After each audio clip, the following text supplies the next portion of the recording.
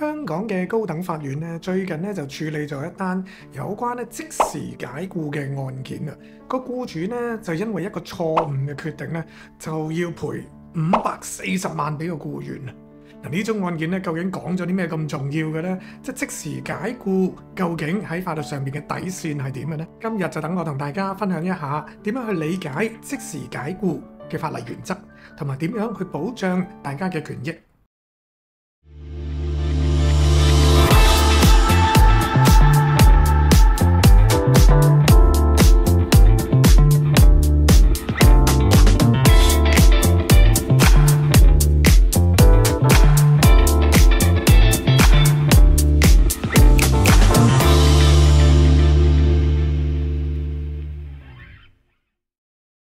案中嘅主角咧就係一間公司裏邊嘅 CEO 喎，佢嘅僱員合約咧就批准佢咧每月咧可以去 claim 一啲即係屋企嘅開支嘅上限咧就係大概2萬蚊左右啦嚇。咁問題咧就係咧佢交咗3張一啲酒店嘅收據出嚟，就想去 claim 翻呢3張酒店所使嘅錢啦。嗱，呢啲酒店嘅收據咧係真嘅，但係而呢啲錢咧真實咧就唔係佢自己嘅家庭開支，而係佢啲朋友個仔嘅結婚一啲開支嚟嘅。公司發現咗呢件事咧，就覺得咧極其嚴重，而且咧係一啲不誠實嘅行為。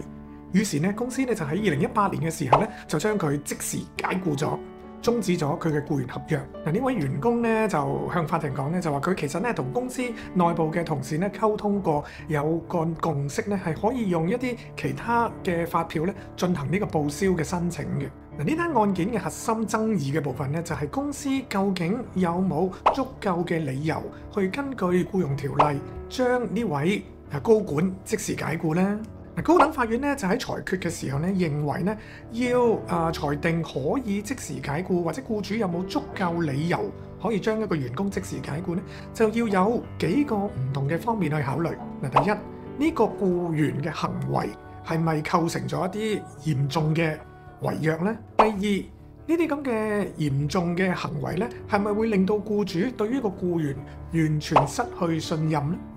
第三，僱主有冇就住嗰啲咁嘅行為已經忍咗一輪㗎啦，去到呢忍無可忍嘅情況咧，先至將呢個僱員即時解僱咧？嗱，高等法院咧就住呢個案出咗個判決書，亦都有咧訂立咗一啲法律嘅原則。嗱，我哋值得好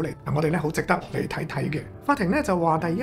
僱員咧係一定要有一個根本上面嘅違反僱員合約，先至僱主可以進行一啲即時解僱。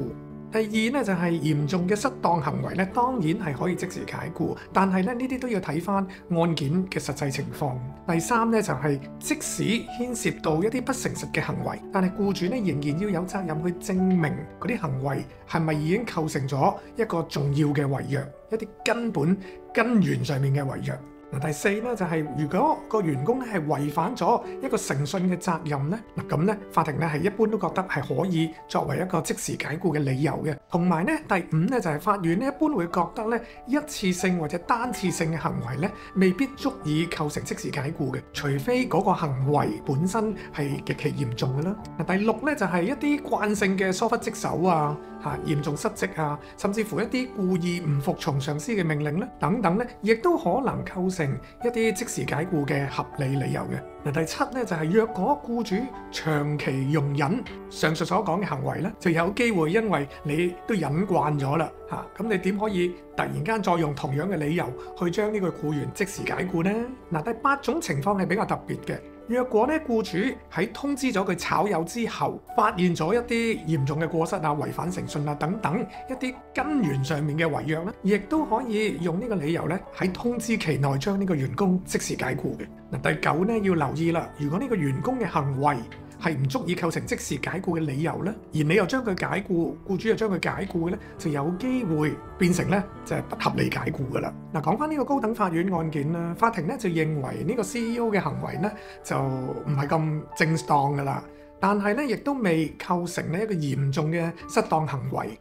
所以咧公司將佢即時解僱嘅理由咧，法院就裁定不成立，係一個唔合適嘅解僱。結果咧就高等法院咧就判咗呢位員工咧可以向公司索償540萬嘅。呢啲咧包括佢合約未完嘅日子啦，佢人工啦、年終嘅獎金啦、醫療保險啦、有薪年假啦等等嘅。嗱，呢個案嘅結果咧，對於僱主同埋僱員咧都有一定嘅指引作用嘅。即時解僱咧係一個極之嚴峻嘅措施，所以咧一定要有充分嘅證據同埋合理嘅理由先至好做。嗱，如果你係僱主嘅咧，喺想炒一個魷魚之前咧，就要確保有冇足夠嘅證據去支持你去做呢個即時解僱嘅決定。若果咧發現員工係有一啲唔恰當嘅行為，我嘅建議係應該及時處理。唔好咧，俾法庭咧認為你係可以容忍呢啲事嘅，同埋咧要確保你嘅僱員合約咧嘅條款係足夠清晰，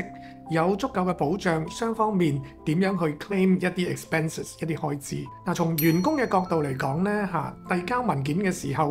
claim expenses 嘅時候亦都要確保你做緊嘅嘢係跟翻你嘅僱員合約啦，無謂造成有任何爭議啦。若果你真係不幸被公司解僱嘅，亦都可以盡快去諮詢一啲專業嘅律師去了解你自己嘅權益，採取合適嘅法律行動。無論你係僱主抑或僱員，有一份妥善嘅僱員合約，遵守合約嘅條款，多啲溝通，避免爭拗都係最好嘅辦法嚟嘅。今日嘅案例咧就分享到呢度啦。若果大家對於即時解僱有咩睇法，又或者你哋遇到類似嘅經歷嘅咧，歡迎喺下低嘅留言同我哋大家一齊分享。如果你咧覺得呢段影片咧對你有幫助，希望咧大家點讚、分享同埋訂閱我哋呢個頻道，等大家咧唔好錯過任何有用嘅法律小知識。關注律師手記，為大家嘅法律案件護航。我係澤律師，我哋下一集再見啦，拜拜。